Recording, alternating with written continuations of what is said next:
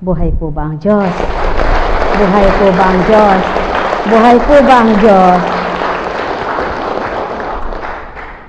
Naku, alam niyo po, kaninang umaga, habang ako'y nagdadasal, nananalangin, kasi po dumulog po ang Espiritu, dinulog niya, marami siyang dinulog, paawit na dinulog, paawit po.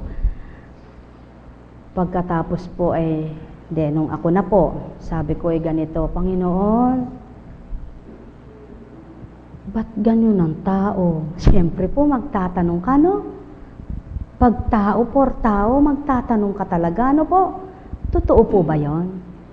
Kayo nga po, ang dami niyong tanong Di po ba? Sasabihin niyo, si Apo Kunching, ba't nagtatanong? Hinirang pala yan, kinalugdan. Bakit po ang Panginoon, di ba nagtanong? Ang Panginoong Jesus, di po ba nagtanong? Aba, nagtanong din siya. Kahit ang Ama nagtatanong Totoo po ba yan? Akala niyo po hindi nagtatanong ang Ama? Nagtatanong din siya. Ang tanong niya saan ako nagkamali nang likhain ko ang tao? Buhay po ba ang Diyos? Buhay po ba ang Diyos?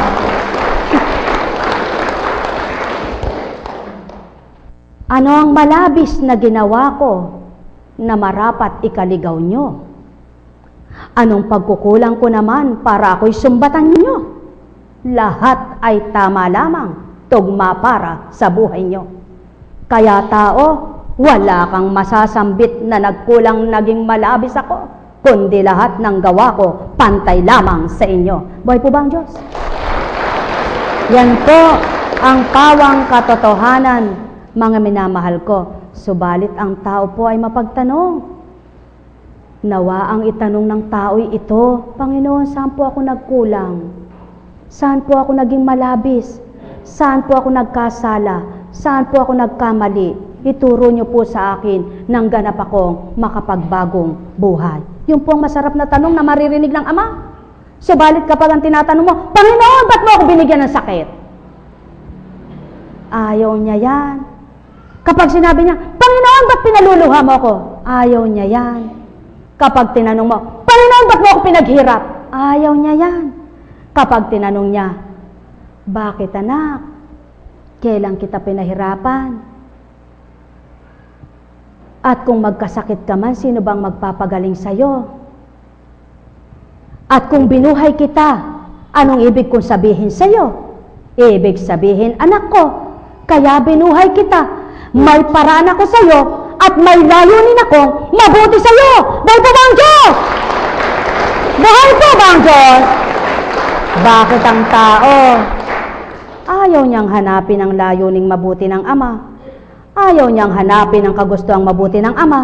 At ayaw niyang tupdin ang kagustuhan ng Ama? Kaya mga mahal, tao, Ama, Kristo, pinagtiyap-tiyap sa pamamagitan ng Espiritu. Buhay po ba ang Diyos? Sapagkat sa pamamagitan ng Espiritu, ang Ama at ang Anak ay nagpapadama. Ang tao sa pamamagitan ng Espiritu, nadarama ang Ama at ang Anak. Buhay po ba ang Diyos? Kaya, saan po ang kulang at ano ang kulang ng Ama para sa tao?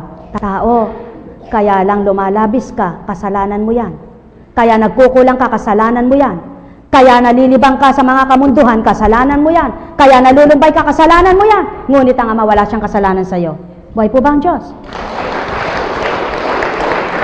Sapagkat tamang may taga-tukso, may taga-aliw naman para malibang ka sa nanunukso. Buhay po ba ang Diyos? Kaya mga mahal ko, ano ang dapat gawin kapag ikay natutokso na? Gusto mo nang magalit, gusto mo nang mayaw, gusto mo nang tumalikod, gusto mo na etc. na hindi na tama ang iniisip mo. Gawin mo na. Ama ko, Ama ko, Ama ko. Ako'y lingapin mo. Kahabagan mong totoo. Maawa ka sa akin. Iligtas ako sa pagkakasala. Huwag iwalay sa iyong Espiritu. Sumainyo ang kapayapaan, mga minamahal. Tatanong po ako dito, matapang po ba si Apo Kunching? Oo, maging totoo ka ha? Matapang ba si Apo Kunching? Oo, maging tapat ka ha? Suplada po ba si Apo Kunching? Oo, totoo yan. Suplada po ba si Apo Kunching? Supladito ba si Kristo? Masama ba ang Ama? Kilala mo ba siya? Marami ng tanong yan. Dumako po tayo dito. Maliwanag po ba ang mensahe? O hindi nyo maunawaan? Maliwanag po ba ang pahayag? O hindi ninyo matanggap? Maliwanag po ba ang katotohanan? O hindi pa makaunawa ang lahat? Maliwanag po ba ang Diyos ay buhay? Buhay na buhay. Nakadama ka na siguro, sabi ng Ama. Ang Diyos po ba ay liwanag? Matanglawan, nawa kayong lahat. Ang Aba ay mahal ba ng Ama? Ang mayaman ba'y tinatangi niya? Salamat mga tugon nyo. Pawang katotohanan ang tanong ng Ama ngayon. Totoo ba yon sa puso nyo? Magandang umaga po, mga mahal ko. Buhay po ba ang Diyos? Buhay po ba ang Diyos? Buhay po ba ang Diyos?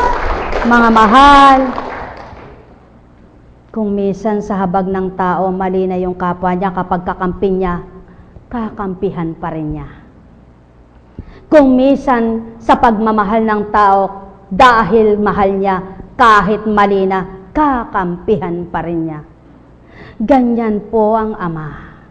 Kahit maling ginagawa na ng anak niya, patuloy pa ring minamahal niya.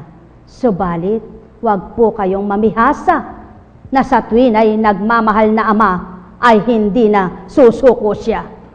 Bagkus, kayo po ay maglaan ng para sa Kanya, nang di naman madiretso kamalian at kasalanan, nang di dumatalang hangganan na di na kayo pakinggan.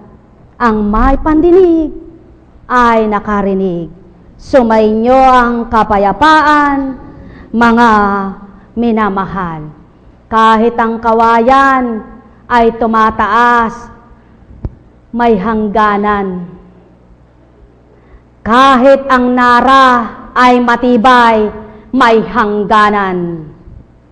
Kahit na ang sampagita, panay pamumulaklak niya, may hangganan. Kahit ang buhok mo'y pagkakapal-kapal, may hangganan. Kahit pagkakinis-kinis ng balat mo, may hangganan. Kahit pagkakitalino mo, may hangganan ng talino mo. Kahit pagkaganda-ganda mo, may hangganan ang pagkupas mo. Kahit pagkalakas-lakas mo, may wakas ang kalakasan. Ang wala lamang tao, ang tunay na pag-ibig ng Ama at kapangyarihan niyang sa inyo'y pinababatid upang mamulat ang lahat at makilala siyang ganap. Ang may pandinig ay nakarinig. Sumainyo ang kapayapaan, mga minamahal. Kahit pagkaliwaliwanag ng iyong mata, pananaw na nakakakita, may takdang kapag niloob ng Ama, mapapalabo siya. Kahit na pagkatangkad-tangkad mo at diretso ka kung humakbo, kapag niloob ng Ama, babaluktot ang buto mo sa likod na taglay mo. Kahit na pagkainam-inam mangusap mo, kapag ginusto niyang bawiin ito, magagawa niyang mablangko ang isip mo, walang mailuwal ang bibig mo. O tao, lahat na ya'y kayang gawin ng Ama, subalit, nang dahil sa pag-ibig niya, binibigyan pa rin pagkakataon puwang ang lahat ng nagkakasala, upang doon sa kanyang pag-akay at pagtalima ng Espiritu na akayin ganap at tanglawan ng tao, may mapuhap na totoo na mga anak niya sa mundo. Ang may pandinig ay nakarinig. Buhay po ba ang Diyos?